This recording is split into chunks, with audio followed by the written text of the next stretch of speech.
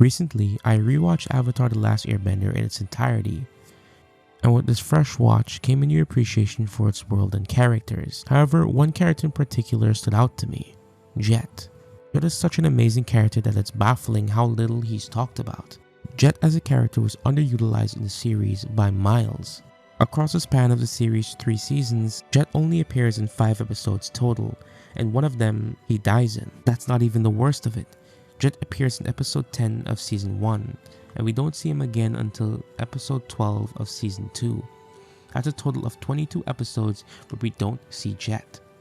Understandably so, season 1 did get kinda messy in the later half. Adding in Jet would just complicate things and it wouldn't make too much sense with the story that they were trying to tell. To understand why I think Jet is the most underrated character in the series and why he's underutilized, we need to take a look at the episodes he's appeared in, starting with his origins in Book 1 Episode 10 titled Jet.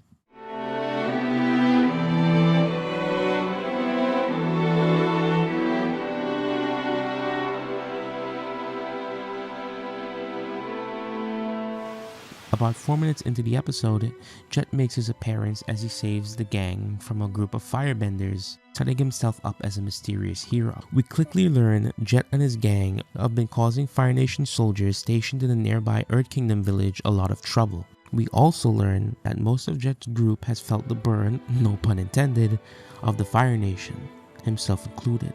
At the young age of 8, Jet lost his parents to the Fire Nation. Jet remarks on this by saying, "That day changed me forever," which we'll see later in this episode and throughout the entire series, just how much these events shaped Jet and his worldview. We get a glimpse into what Jet really is during his speech, as Jet's calm, lax demeanor changes even if it's for a split second. or maybe they are dead wrong. The next day, Jet and Sokka head out on an important mission. The two come across an old man from the Fire Nation. Jet decides to rough the old man up, but Sokka is against it. He tries to reason with Jet, but Jet leaves without listening to a word, weapons ready. This is where we get a look at Jet's dark side. Due to his traumatic past, Jet has developed a disdain for the Fire Nation as a whole. He's ready to go as far as to kill the old man, but Sokka stops him.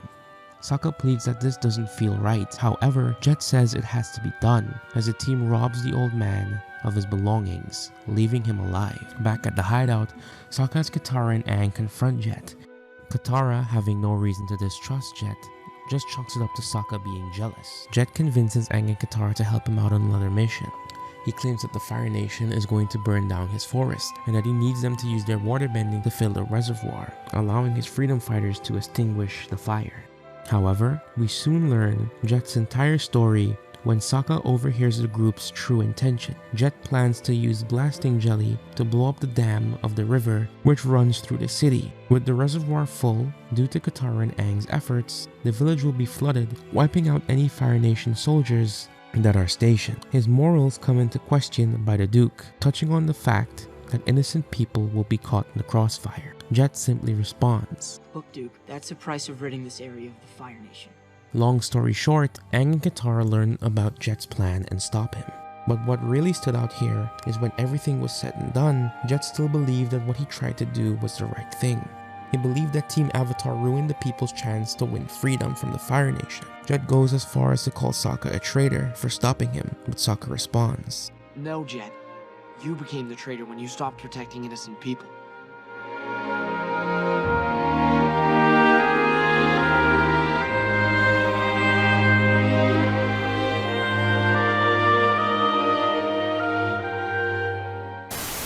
On the next Avatar, a band of renegade freedom fighters.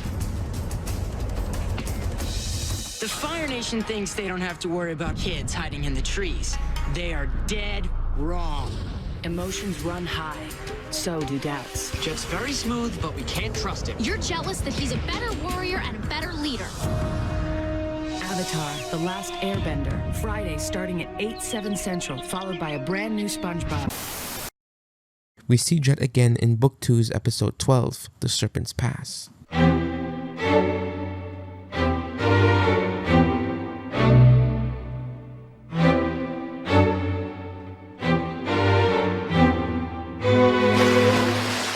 We learn that Jet is going to Ba Sing Se. For what reason, we're not sure yet. We see him come into contact with Zuko and Iroh, who are going under the aliases of Lee and Mushi. Jet gets the duo caught up in his Robin Hood plan to steal from the captain to feed the people of the ship. Harkening back to Sokka's last words to him in Book 1, it implies that Jet really took those words to heart, as we see later that he's been trying to change and be better. This is further expanded upon when Jet tells Iroh the reason for his journey to Ba Sing Se. He wants to start over, get a new beginning. What I really love about this is the interaction between Jet and Zuko. Jet sees Zuko as an outcast similar to himself, which isn't far off, and that's pretty much the extent of Jet's involvement in this episode. So let's move on to the next one.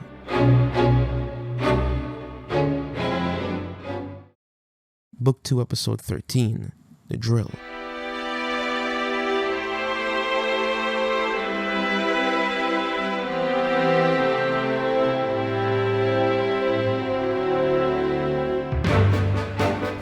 We see Jet and Smellerbee discuss the possibility of getting Zuko to join the Freedom Fighters. Smellerbee is against the idea because they don't know a lot about Zuko. We see a bit of the old Jet bleed into this exchange. He remarks that Zuko didn't get a scar from a waterbender. It further highlights his disdain for the Fire Nation, which is understandable. All things considered, it's far too soon to see Jet having a change of heart, especially one that happened off screen. Later, Jet encounters Zuko and Iroh at a tea shop. He tries to convince Zuko to join his cause, but gets declined. Jet eyes Iroh, noticing that the tea was reheated. This sends Jet into alert. He speculates that the two are firebenders in disguise. The look on his face, the pure rage exuded from Jet, is palpable.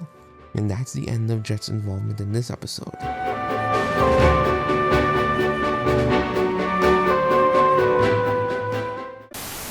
Rated everyone 10 and up. The Fire Nation is invading. You must defend the Earth Kingdom. Play as new characters. Play in battle with friends. Avatar: The Burning Earth, the video game. On to Book 2, Episode 14, City of Walls and Secrets.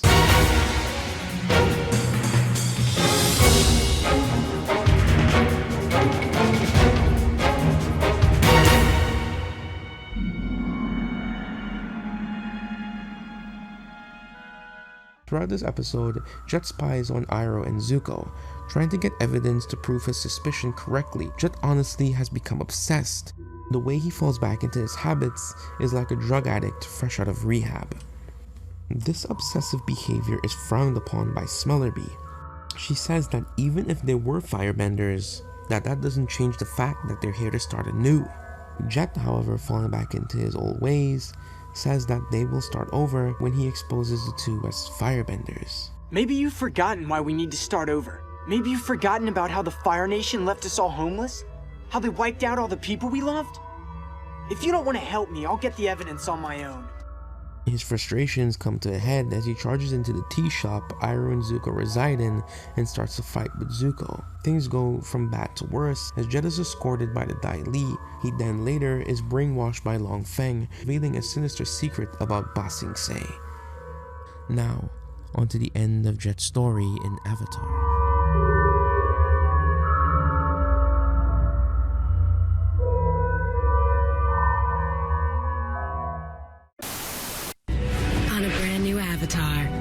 A new ally joins the search for Appa. I think I can help you. Jet's back. But whose side is he really on?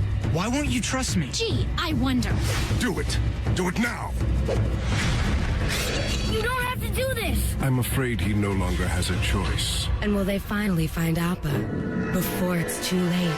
Don't miss a shocking new Avatar next Friday at 8, only on Nick Friday night. And see the first 2 minutes of this episode now at Turbo Nick.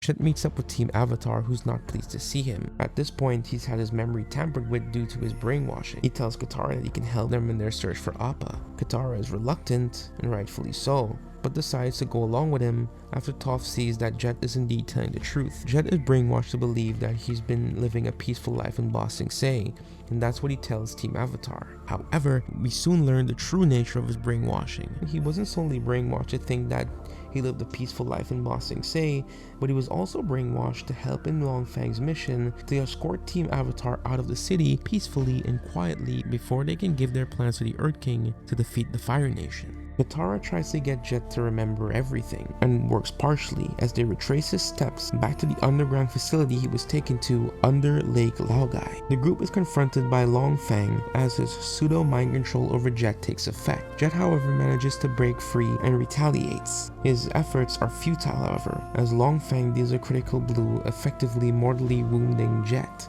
Try as she may, Katara can't heal him. Jet utters his final words to Katara, saying that he'll be alright. Toph, on the other hand, sorrowfully tells Sokka that he's lying. Jet dies.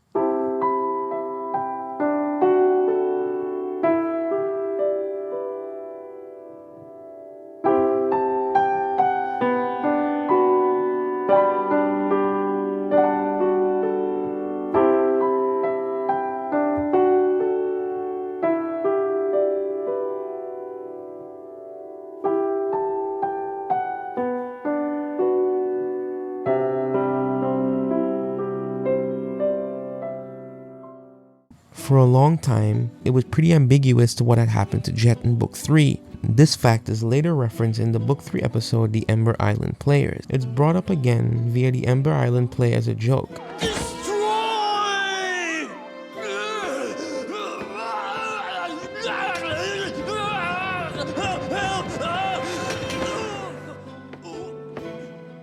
Did Jet just die?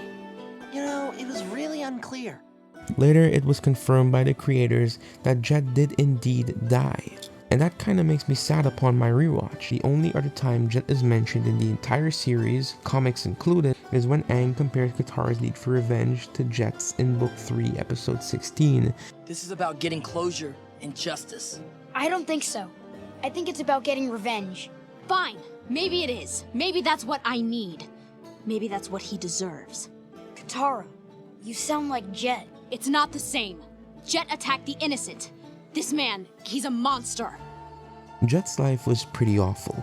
He lost his parents at a young age, which made him vengeful and clouded his worldview, causing him to go to extreme lengths to extinguish the Fire Nation. The irony of his death is that it wasn't done by the Fire Nation. In fact, the Firebenders who he was so hellbent on exposing meant him no harm. He was killed by Earthbenders, who did want to harm him.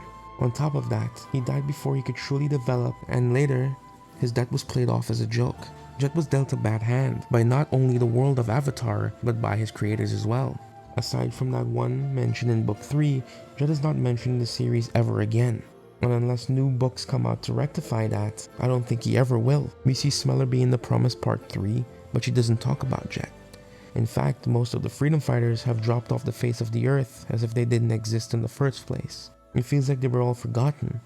And worse, Jet was forgotten. Jet's character was so rich, and he had so many stories he could tell. Imagine how different the series would have been if Jet got to fight alongside Team Avatar during the Day of Black Sun.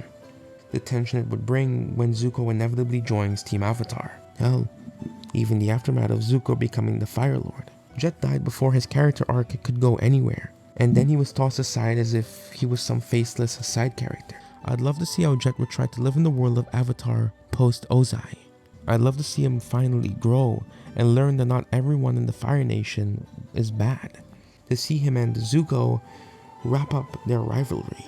I could see a scenario that plays out where Zuko apologizes on behalf of the Fire Nation for Jet's misfortune. Jet's situation reminding him of Katara's, maybe giving Jet some closure for his trauma. Jet and Zuko share a lot in common. They both start off as having a very one-dimensional worldview fueled by rage and anger, and slowly take steps to becoming better people. The main difference between the two is that Zuko had an Iroh to keep him in check, while Jet had no one. Also, while Zuko's arc came to a head, Jet stopped somewhere in the middle. Jet is handled so poorly in the series, it hurts, and unless we get a 4th season of the show by some miracle that rewrites the novels, We can see the aftermath of Jet's death and its effects on the now defunct freedom fighters, or even a book expanding on Jet. I'm afraid that we won't ever get a fulfilling conclusion to Jet's story. I'm afraid he won't ever get acknowledged again. I wanted so much more out of Jet, and so much more could have been provided. Jet's character arc mirrors that of the 5-arc structure of Shakespeare, and everything after proceeds in accordance with said climax. Jet's fate was sealed from the moment he tried to fight Zuko. I'd argue that it was sealed from the moment he met Zuko. The more I think about it, the more I realize that Jet is a tragic character. We don't get to choose when we die or how we die. And for someone like Jet, who always talked about liberation, freeing the people from the Fire Nation's grasp, he ultimately died without even tasting freedom himself. This is Grim Toki. This has been Beyond Animation, and I'll see you in the next one.